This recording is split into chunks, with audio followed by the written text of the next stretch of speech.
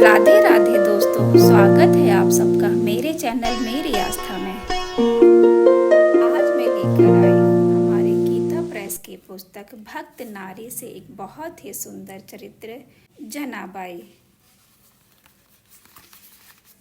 भगवान को प्रेम प्यारा है, उसे जो सच्चे मन से चाहता है वह उसी का बन जाता है। भगवत प्रेम में जाति पाति, विद्या बुद्धि, धन ऐश्वर्य की कोई भी अपेक्षा नहीं है। पुरुष हो, स्त्री हो, पंडित हो, मूर्ख हो, राजा हो, रंक हो, ब्राह्मण हो, चांडाल हो, जो उसे प्रेम से भजता है वही उसे पाता है। भक्तिमती जनाबाई सुविख्यात भक्त श्रेष्ठ श्री नामदेव जी के घर में नौकरानी थी। घर में झाड़ू देना, बर्तन मांजना, कपड़े धोना और जल भरना आदि सभी काम उसे करने पड़ते थे। ऋषि मुनियों की सेवा में रहकर पूर्व जन्म में जैसे देवर्षि नारद जी भगवान के परम प्रेमी बन गए थे, वैसे ही भक्त वरनामदेव जी के घर में होने वाली सत्संगति तथा भगवत चर्चा के प्रभाव से जनाबाई के सरल हृदय में भी भगवत प्रेम का बीज अंकुरित हो गया। उसकी भगवान नाम में प्रीति हो गई। जिसमें जिसकी प्रीति होती है उसे वह भूल नहीं सकता।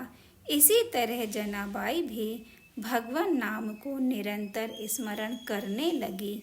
ज्यों ज्यों नाम स्मरण बढ़ा त्यों ही त्यों उसके पाप पुंज जलने लगे और प्रेम का अंकुर पल्लवित होकर दृढ़ वृक्ष के रूप में परिणत होने लगा तथा उसकी जड़ सब ओर फैलने लगी। एकादशी का दिन है। नामदेव जी के घर भक्तों की मंडली एकत्र हुई है। रात के समय जागरण हो रहा है। नाम कीर्तन और भजन में सभी मस्त हो रहे हैं। कोई कीर्तन करता है, कोई मृदंग बजाता है, कोई करताल और कोई झांझ बजाता है। प्रेमी भक्त प्रेम में विभोर हैं। किसी को तन मन की सुध नहीं है। कोई नाचता है, कोई गाता है, कोई आंसू बहा रहा है, कोई मस्त हंसी हंस रहा है। कितनी रात गई इस बात का किसी को ख्याल नहीं है। जनाबाई भी एक कोने में खड़े प्रेम मद में मत होकर झूम रही हैं। इस आनंदाम बुद्धि में डूबे रात बहुत ही जल्दी बीत गई।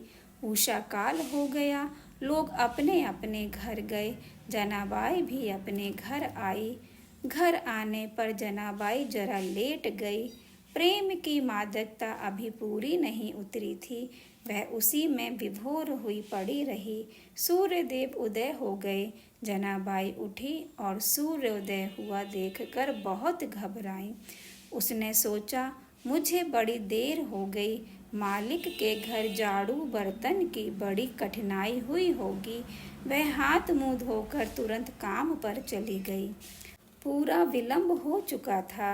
जना घबराई हुई जल्दी जल्दी हाथ का काम समाप्त करने में लग गई, परंतु हड़बड़ाहट में काम पूरा नहीं हो पाता।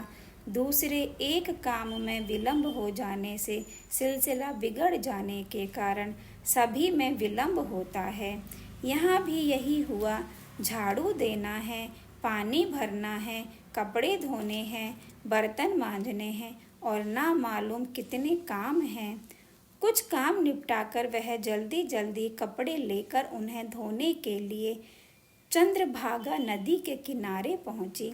कपड़े धोने में हाथ लगा ही था कि एक बहुत जरूरी काम याद आ गया, जो इसी समय ना होने से नामदेव जी को बड़ा कष्ट होता। अतः वह नदी से तुरंत मालिक के घर की ओर चली। रास्ते में अकस्मात एक अपरिचिता वृद्धा स्त्री ने प्रेम से पल्ला पकड़कर जना से कहा, बाई जना, यूं घबराई हुई क्यों दौड़ रही हो? ऐसा क्या काम है? जना ने अपना काम उसे बतला दिया। वृद्धा ने स्नेहपूर्ण वचनों से कहा, घबराओ नहीं, तुम घर से काम कर आओ। तब तक मैं तुम्हारे कपड़े धो देती हूँ। जनाबाई ने कहा, नहीं माँ, तुम मेरे लिए कष्ट ना उठाओ, मैं अभी लौट आती हूँ। वृद्धा ने मुस्कराते हुए उत्तर दिया, मुझे इसमें कोई कष्ट नहीं होगा। मेरे लिए कोई भी काम करना बहुत आसान है। मैं सदा सभी तरह के ही काम करती हूँ, इससे मुझे अभ्यास है। इस पर भी तुम्हारा मन ना माने तो कभी मेरे काम में तुम सहायता कर देना। जनाबाई को घर पहुंचने की जल्दी थी। इधर वृद्धा के वचनों में स्नेह टपक रहा था। वह कुछ भी ना बोल सकी और मन ही मन वृद्धा की परोपकार वृत्ति की सराहना करती हुई चली गई। उसे क्या पता था कि वह वृद्धा मामूली स्त्री नहीं है, परंतु सच्चिदानंदमयी जगत जननी है। वृद्धा ने बात की बात में कपड़े धोकर साफ कर दिए। कपड़ों के साथ ही उन कपड़ों को पहनने और लाने वाले का कर्म फल भी धुल गया। थोड़ी देर में जनाबाई लौटी। धुले हुए कपड़े देखकर उसका हृदय कृतज्ञता से भर गया। उसने वृद्धा से कहा, माता, आज तुम्हें बड़ा कष्ट हुआ। तुम सरीखी परोपकारिणी माताएं ईश्वर स्वरूप ही होती हैं। जना, तू भूलती है, यह वृद्धा ईश्वर रूपिणी नहीं है, साक्षात ईश्वर ही है। तेरे प्रेम वश भगवान ने वृद्धा का स्वांग सजा। वृद्धा ने मुस्कुराते हुए कहा, जनाबाई, मुझे तो कोई कष्ट नहीं हुआ। काम ही कौन सा था। लो अपने कपड़े, मैं जाती हूँ। इतना कहकर वृद्धा वहाँ से चल दी। जना का हृदय वृद्धा के स्नेह से भर गया था। उसे पता ही नहीं लगा कि वृद्धा चली जा रही है। जना कपड़े बटोरने लगी। इतने में ही उसके मन में आया कि वृद्धा ने इतना उपकार किया है, उसका नाम पता तो पूछ लूं, जिससे कभी उसका दर्शन और सेवा सत्कार किया जा सके। वृद्धा कुछ ही क्षण पहले गई थी। जना ने चारों ओर देखा, रास्ते की ओर दौड़ी, सब तरफ ढूंढ हारी। वृद्धा का कहीं पता नहीं लगा, लगता भी कैसे। जना निराश होकर नदी किनारे लौट आई और वहां से कपड़े लेकर नामदेव के घर पहुंची। संत जना का मन वृद्धा के लिए व्याकुल था। वृद्धा ने जाते जाते ना मालूम क्या जादू कर दिया। जना कुछ समझ ही नहीं सकी। बात भी यही है, यह जादूगरनी थी भी बहुत निपुण। सत्संग का समय था। संत मंडली एकत्र हो रही थी।